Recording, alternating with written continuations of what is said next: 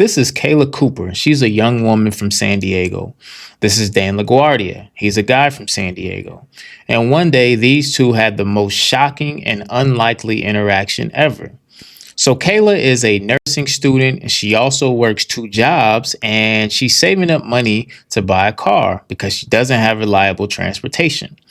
So she shows up to Auto City, which is a dealership in San Diego. She lets them know how much she has and they show her a few things and she lands on a car and she says, all right, let's do it. They run her credit and she gets declined. Now, Kayla is distraught. She's devastated and she gets emotional in the dealership. And the salesperson asked her if there's anyone that she could call to co-sign. She has no friends or family that can step up and she doesn't know what she's going to do.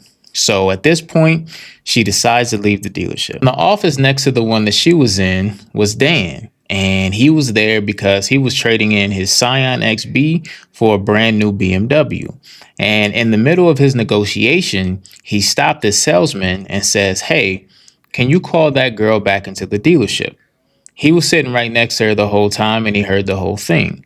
And his salesman is kind of confused and he has no idea why Dan wants him to call her back in. So Dan says, you know what? I'm not trading in this Scion. I'm going to buy the BMW outright and I'm going to give her my trade-in.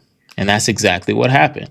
So they call Kayla back in. They introduce her to Dan. Dan explains what he wants to do for her.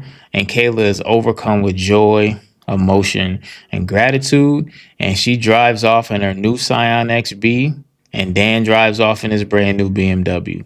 Shout out to Dan. This was so dope to me.